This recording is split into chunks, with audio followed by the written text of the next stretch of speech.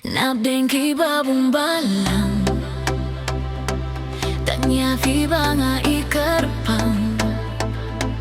Ngalat hau kabuit kalenti Kumno banyo pen syai syapi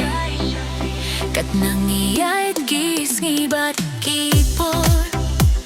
Kum taya pinga ng kengkor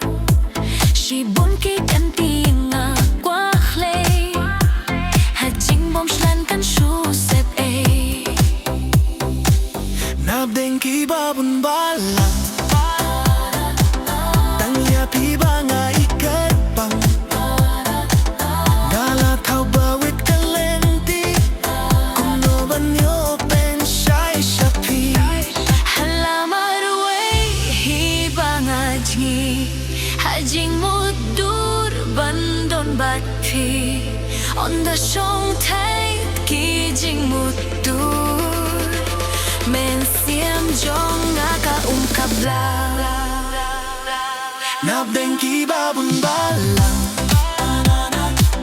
Tanya pi banga ikerpang Ngalat hau bawit kalenti Kumno banyo pen syai syapi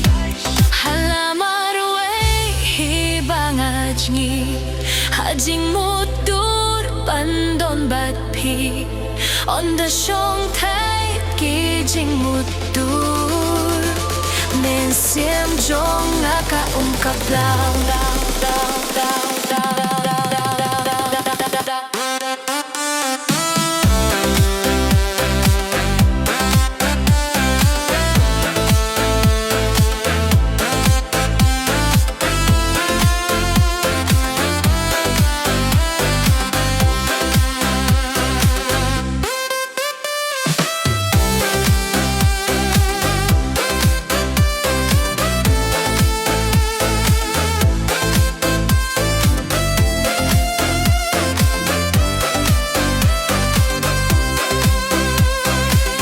Nabdengki babun balang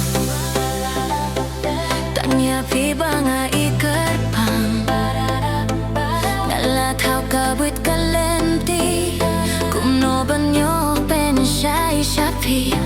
Halamar way hibanga jingi Hajing mudur bandon batpi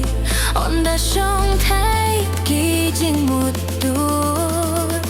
Men siam jong aga kabla